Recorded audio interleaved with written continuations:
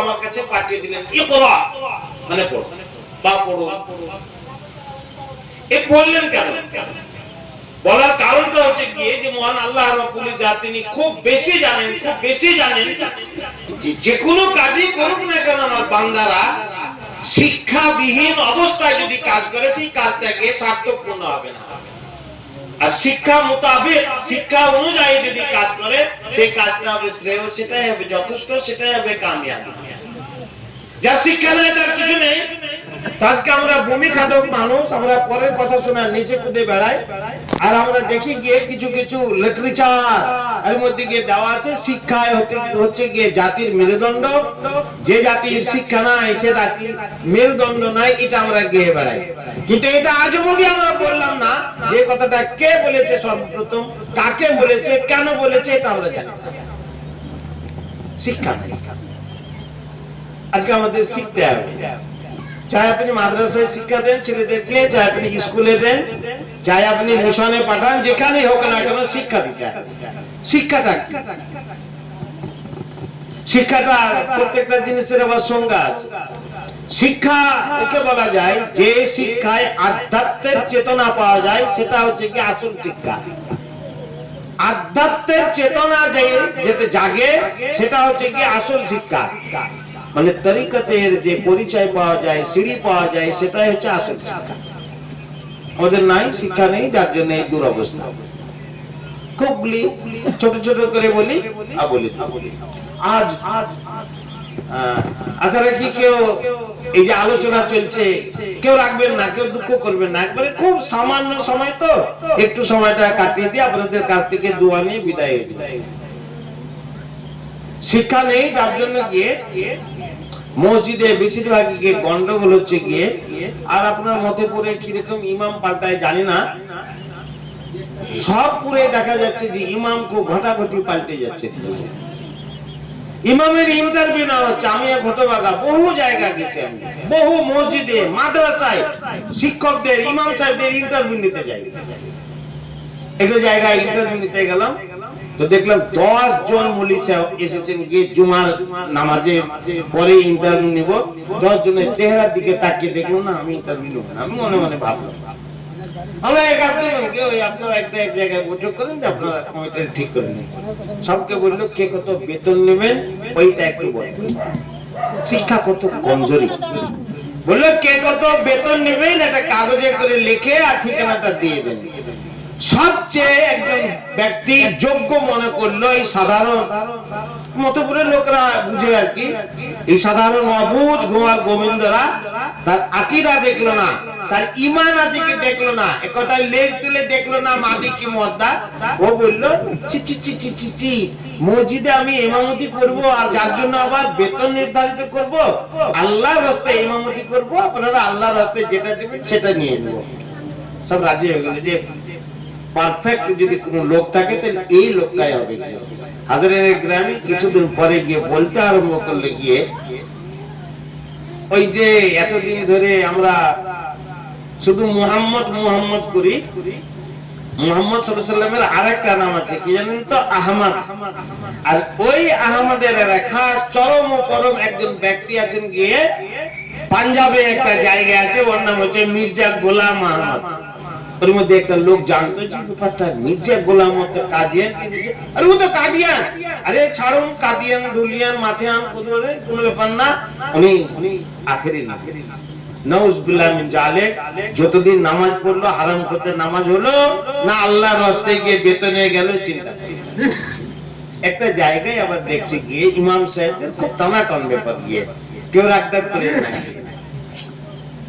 জায়গা পায় না। ইমাম সাহেব দুপুর বেলায় খুঁজতে চলে গিয়েছে, তো জোহরের নামাজে গেছে 4-5টা মুসল্লি। আজকে মতো করে দেখলাম মুসল্লি আছে গিয়ে, যাক যাক এখন ইমাম কতদিন টিকে জানে না। তো বলছে গিয়ে এসেছেন গিয়ে ভালো তো তাহলে থাকেন থাকেন। এই দুপুর বেলায় আমাদের তো সবাই আসে না, আসলে সময় হাজী সাহেবেরা আসবেন, সেই সময় গিয়ে কথা হবে।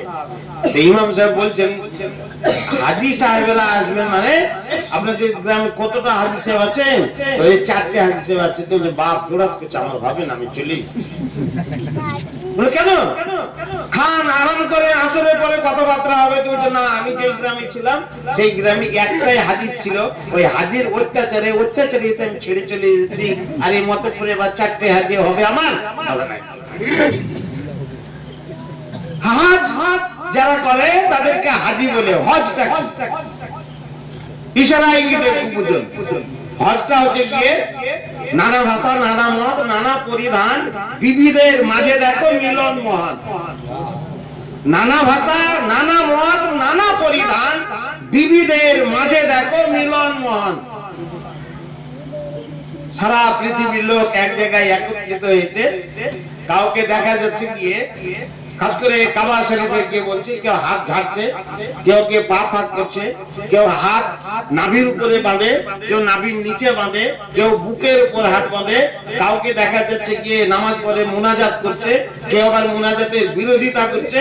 যারা আবার বিরোধিতা করে তার মধ্যে কিছু লোককে দেখা যাচ্ছে রুকু থেকে উঠে গিয়ে আবার মুনাজাত করতে হচ্ছে। ওরকমভাবে আপনি দেখতে পাবেন সেখানে। ওইটা হচ্ছে হজ।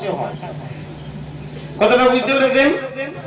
কেউ কাউকে কিছু বলবে না ওইখানে গিয়ে, এই তুমি জোরে আমিন কেন বলছো, এই তুমি আস্তে কেন বলছো, তুমি নাভির নিচে কেন হাত বাঁধছো, তুমি 3 রাকাত কেন, এই 1 রাকাত কেন, কোনো ব্যাপার নাই গিয়ে।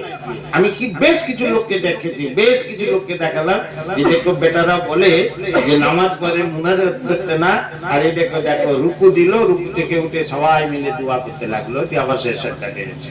আমরা দেখো এদের কি কথাটা বুঝেছেন? গিয়ে হজটা ওইখানে গিয়ে কোনো কোর্স কমপ্লিট নেই। আপনি এইখানে শিখে যাবেন, ওইখানে গিয়ে আপনি গিয়ে সেটাকে কাজে পরিণত করবেন, প্রতিফলিত করবেন। এখন হজের একটা ঘটনা শুনুন, তাহলে গিয়ে বুঝতে পারবেন কিরকম বানাওয়াটি হচ্ছে না বাস্তব। আমি 2006-এ গেছিলাম হজ করতে। আমাকে তো সবাই চিনেন আপনারা। হজ ফিরে এসেছি, এক ভদ্রলোক পুরাতন হাজি, উনি 3 কি 4 যাওয়া গিয়েছিলেন।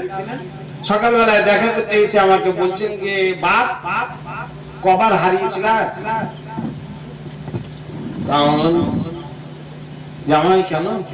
মানে ফুপাকে আমাদের দিকে জামাই বলে। তখন জামাই কেন? তুমি না, তুমি বললো কবার হারিয়েছ। তা বললাম ফুপা আমি একবার। বেশ কিছু লোক আছে, সবার সামনে গিয়ে ফিউজ করে দিলেন আমাকে। আল্লাহ ওনাকে জান্নাত নসিব করে, কিনতে করেছেন। তাহলে তোমার হজই তো হয়। কেন? তো বলছে অমুক এমন জায়গা, ওইখানে যদি না হারায় তাহলে কি আর হজ হয়? আমি তো এমনি কি রসিক টাইপের। আমি যাবে আপনি কবার হারিয়েছিলেন? তো বলছে বাপ 3 বার হারিয়েছিলাম। মক্কা শরীফে 2 বার হারিয়েছি, আর মদিনা শরীফে 1 বার হারিয়েছি। তো মক্কা শরীফ বাপরে 6-7 দিন আমি ঠিকানা খুঁজে পাইনি। মানে আসল যে তত্ত্বটা ছিল সেটা গিয়ে প্রকাশ পেল। কিছু হাজিদের স্বভাব শুনুন গিয়ে। কেউ না, খাস করে আমার আলামিন ভাই খুব নিজের, যার জন্য গিয়ে বলছে হাজিদের কিছু স্বভাব, আত্মপরিচয়। এই হাজিগুলা এই আমাদের মৌলানাদেরকে মৌলানাই মনে করে না। সারা জনম ভর 2 নম্বরে ইনকাম করে আসলো কালাধন। এই কালাধন খরচ করে দিয়ে হজ করে আসছে গিয়ে, আর এই কথায় কথা ওকে জিজ্ঞেস করা হয়েছে আপনার নাম কি? তো বলছে আমার নাম হাজি আব্দুল রহিম। হাজি আব্দুল গফুর। আরে হারাম করতো কি, হাজির কথা জিজ্ঞেস করলাম না, তোর নাম জিজ্ঞেস করলাম। তুই তো আব্দুল গফুর বলতে পারতি, আব্দুল রহিম তো বলতে পারতি। আরে মৌলবীদেরকে কিছু ভাবে না, বাস্তব বলছি গিয়ে। জায়গাটার নাম বলবো না, হাজিরটার নাম বলবো না, খারাপ দেখাবে। আমি প্রতাপপুরের ভূত, বিরোধপুরে গিয়ে মসজিদে থাকি। ভাবলো মসজিদের ইমামরা কিছুই বুঝে না, বিয়ের একটা মজলিস, দেনমোহন নিয়ে গন্ডগোল লেগে গেছে। আমি বারবার বলছি যে হযরত দেখেন দেনমোহন নিয়ে গন্ডগোল এরকম করেন না, তো এটা আপনি করুন। তো ফট করে বললেন আমি আবার কেন এটা করবো? তা আমরা শুনুন, এটা আমি বলে দিচ্ছি। আপনার এলাকায় যে সমস্ত মৌলানা গুলা একটু জানে তাদেরকে আপনি বলবেন যে বিনোদপুরের মৌলানা সাহেব এটা বলেছেন। কত দুঃখজনক ঘটনা শুনুন। তিনি বললেন আমি আবার কাকে জিজ্ঞেস করতে যাব? আমি হজ করে এসেছি, আমি হাজি।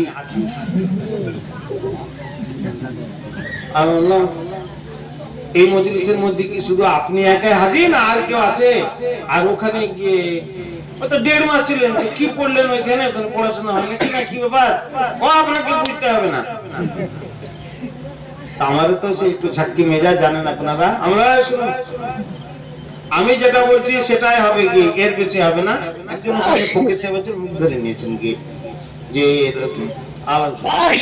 ভদ্রলোককে বললো আপনি আমাকে চিনেন না, আপনাকে আমি ভালোভাবে চিনি, আর আপনি হজ করে এসেছেন, এটাই আমার দুর্ভাগ্য যে আপনাকে চিনতেন আগে, এখন ভুলে গেছেন। আরে আমার নাম আসাদুজ্জামান, প্রতাপপুর মাদ্রাসায় পড়াতাম আমি। তো যে জামান সাহেব আপনি? আরে তো বোঝা যাচ্ছে না গিয়ে। তাহলে হ্যাঁ আমি জামান সাহেব। জড়সড় হাজিদের নৈতিকতা, আত্মপরিচয়তার ভাব আজকে চলে এসেছে, যার জন্য কোনো কাজ দিচ্ছে না। কি জানেন গিয়ে, সুফিবাদের একটা কথা আছে কি, চুরি করো আর হারাম খাও, হাসতে হাসতে বেহেশতে যাও। জানেন কি? চুরি করো, হারাম খাও, আর হাসতে হাসতে বেহেশতে চলে যাও। তো যারা অল্প জ্ঞানের মানুষ তারা বলবি মৌলবি ফার্টিচার এসেছে গিয়ে চুরি করো বলে লোকচক্ষু থেকে আড়ালে নিরালায় নির্জনে আল্লাহ রাব্বুল জাতকে ডাকো। যখন মানুষ সব সাধারণরা ঘুমিয়ে থাকবে, সে চুপ করে উঠে গিয়ে আল্লাহ রাব্বুল জাতের দরবারে গিয়ে সর্বসুজুদ হয়ে যাও। এটা হচ্ছে চুরি করা। গুসা, রাগ, এটা হচ্ছে গিয়ে হারাম। কোন মানুষের উপর রাগ করো না, যেটা রাগ সেটাকে পান করে দাও, দমন করে দাও, এটাকে হারাম বলা। আজকাল আমাদের আত্মপরিচয় জানেন, আমি কাকে বলবো? আমি আত্মপরিচয় যাদের মধ্যে আল্লাহ রাব্বুল জাত একটু জ্ঞান দিয়েছেন, মা মায়ের জাত আপনারাও বুঝতে পারবেন। এই যে আমি এতদিন নামাজ আদায় করি, যে আপনার মতে পড়ে আছি, কোথায় পড়ে আছি, তো কোনোদিন কোনো লোক বললো না আমাকে গিয়ে যে আমাদের এই প্রতাপপুরের মৌলবীটা খুব জ্ঞানী, প্রতাপপুরের মৌলবীটা খুব তাকওয়া, খুব পরেশগার, খুব দিনদার, এরকম বললো না। একটা গায়ে চুলকানি হবে তো। একদিন সকালবেলায় উঠলাম, ওঠার পরে গিয়ে মোড়ে আর কি, মোড়ে যেখানে খুব সমাগম, কিংবা আজকে মতে পড়ে এই যে মজলিসে এসে পড়লাম, কত রাত্রে এত কুকুর ভুকছিল কেন বলে তো দেখি। যখন আমি তাহাজ্জুদের নামাজ পড়তে উঠলাম তখন কুকুর ভুকছিল খুব। কি যাদের বোধ আছে তারা ভাববে গিয়ে মৌলভী সাহেব নিজেরটা জানিয়ে দিল, কেন আমি এরকম বলতে পারতাম না যে রাত্রে যখন উঠলাম তখন কুকুর ভুকছিল। কিন্তু এটা আমার জানানো দরকার যে মতেপুরওয়ালা জানো যে রাত 1টা বা 2টোর সময় গিয়ে আমি তাহাজ্জুদের নামাজ পড়তে উঠি, আর এরা অলিতে গলিতে গিয়ে আলোচনা করবে। জানেন আজকে আমাদের এই মৌলভী সাহেব যখন তাহাজ্জুদের নামাজ পড়তে উঠলো তখন গিয়ে কুকুর ভুকছিল, তখন সবাই তাহাজ্জুদ ছাড়তে হবে। যেটুকু করব আল্লাহকে রাজি ও সন্তুষ্ট করার জন্য, তাতে আমার লোকে কিছু বলুক না বলুক কোনো ব্যাপার নেই। আজকে আমার 60 বছর বয়স হয়ে গেল, এই বয়সটা বৃথা। হযরত ইমাম আযম আলাইহিস সালামকে জিজ্ঞেস করা হচ্ছে, তখন ওনার বয়স 60-এরও বেশি।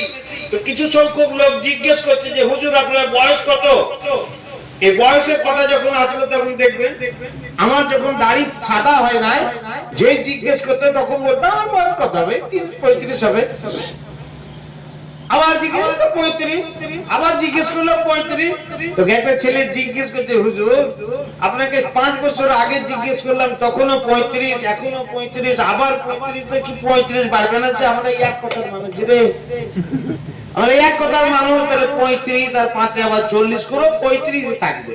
আল্লাহর হুকুম যখন দাড়িটা সাদা হয়ে গেল তখন খামাকে কি বলছে, বয়স কত হুজুর আপনার? 65। এবার ড্রপ। কিন্তু ইমামে আযম আলাইহিস সালামকে জিজ্ঞেস করা হচ্ছে হুজুর আপনার বয়স কত? তো উনি বললেন যে শোনো আমার প্রকৃত বয়স যেটা আসল বয়স সেটা মাত্র 2 বছর। ওনার বয়স তখন 60-এরও বেশি, কিন্তু উনি বলছেন যে আমার আসল বয়স হচ্ছে কি 2 বছর। ভক্তরা জিজ্ঞেস করছেন যে হুজুর জানতে ইচ্ছা করে কেমন করে 2 বছর? তিনি বললেন যে 2 বছর আমি হযরত ইমাম বাকির রাদিয়াল্লাহু তাআলা আনহুর সান্নিধ্যতায় কাছে থেকে গোলামি স্বীকার করে যে আমি কালাতি পাঠ করেছি, সেইটাই হচ্ছে কি আমার প্রকৃত বয়স। বাকি সবগুলো বৃথা, বেকার কাটিয়ে দিয়েছি আমি দুনিয়া করে গিয়ে দিনের সাথে। আজকে আপনি সকলকে বলবে যে আমরা যে বয়স যেটা আমরা পেয়েছি সেটা কবসের ব্যাপারে চিন্তা করুন। আপনাদেরকে নিহায়তি খুব আপন মনে করি, যার জন্য গিয়ে আরো দুটি কথা বলবো গিয়ে একটু ঠেস দিয়ে। এক্ষেত্রে গিয়ে বীরভূম, মুর্শিদাবাদ তথা সারা পশ্চিমবঙ্গ বা সারা ভারত ব্যাপী বলা হচ্ছে গিয়ে খাস করে পশ্চিমবঙ্গে যে আমরা এই দরুদ যেটা পড়ি, এই দরুদটা কোথাও নাই, এই দরুদ পড়তে হয় না। আর আমরা কি দরুদপন্থী মানুষ, আমরা দরুদ পড়ি, কিন্তু যেটা আমরা পড়বো সেটা একটু মানের দিকে একটু আমরা যেন লক্ষ্য করি। রাসূলুল্লাহ সাল্লাল্লাহু তাআলা আলাইহি ওয়াসাল্লাম বলেছেন, আমি আমার আহলে বাইতকে ভালোবাসি, যারা আমার আহলে বাইতকে ভালোবাসে তাদেরকে আমি ভালোবাসি। আর আমি আমার আহলে বাইতকে ভালোবাসি, যারা আমার আহলে বাইতকে ভালোবাসে না, যারা বিরোধিতা করে, সে যেন স্বয়ং আমার সঙ্গে বিরোধিতা করে। মানুষ কিছু জেনে শুনে ভুল করে আর কিছু না জেনে ভুল করি। আমি এই ক্ষুদ্র মুখ দিয়ে বলছি, আমরা সাধারণ মানুষরা মনে হয় একটু আমরা না জেনে একটা খুব ভুল করছি। একটু মন দিয়ে একটু চেষ্টা করুন, আগামী থেকে ইনশাআল্লাহ তাআলা ওই ভুলটা হবে না।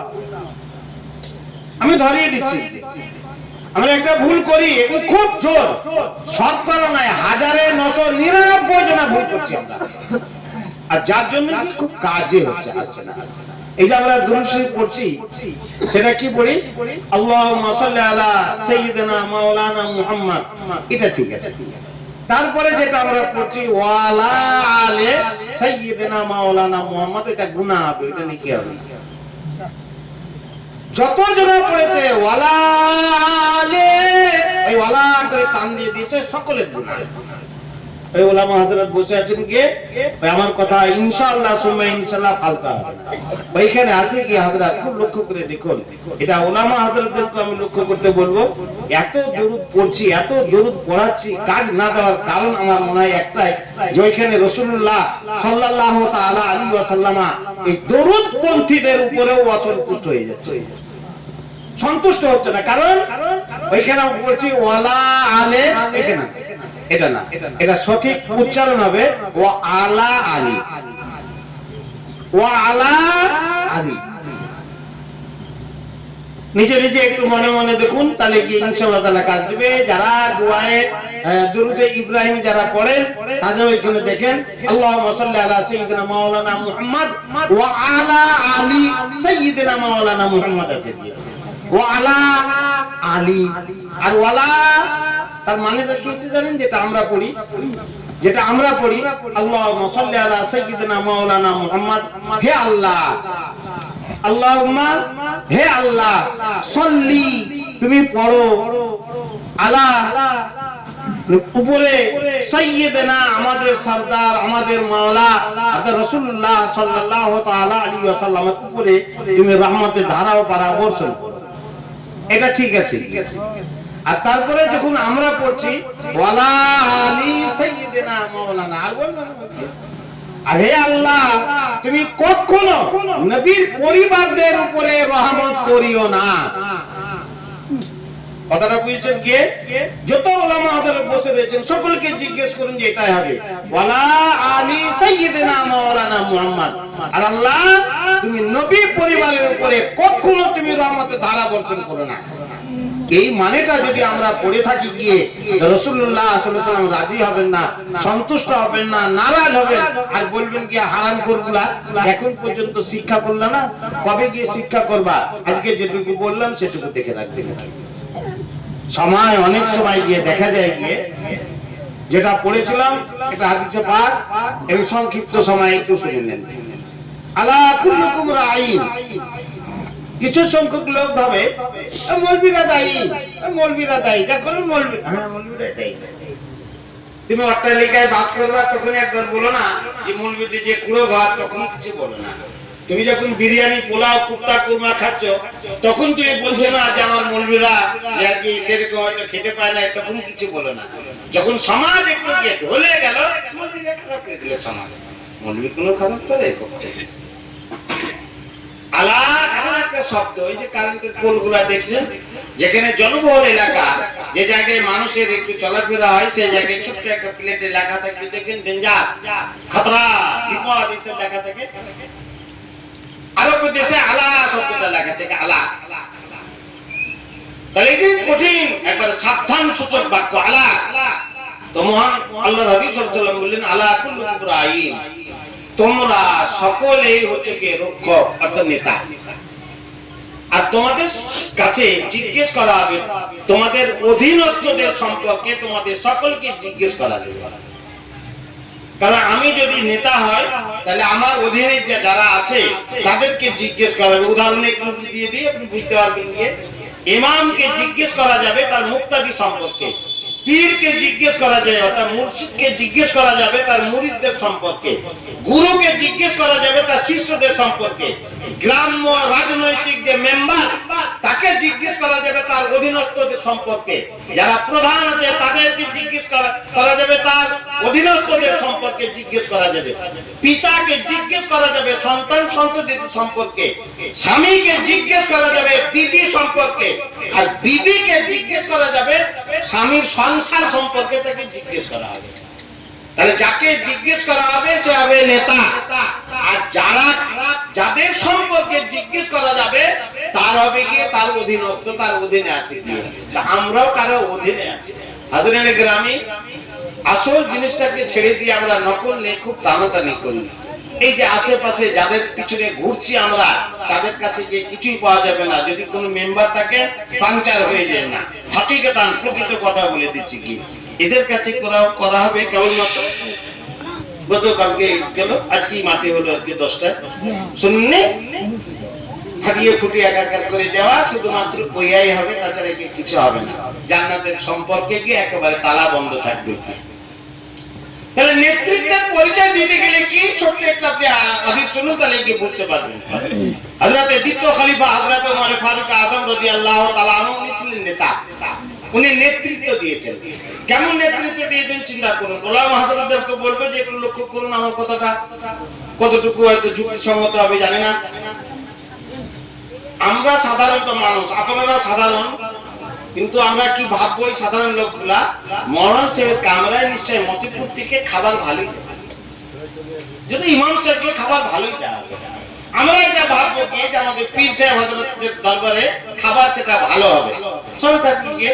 তাহলে গিয়ে প্রধান, তারপরে ঊর্ধ্বতম দিকে গিয়ে দেখা যাবে সিম খাবার আলাদা থাকবে, পিএমদের আলাদা থাকবে গিয়ে। তো হযরতে ওমর ফারুক আযম রাদিয়াল্লাহু তাআলা আনহু ওয়ার্দ জগতের বাদশা, তো তিনার খাবার কেমন হবে গিয়ে?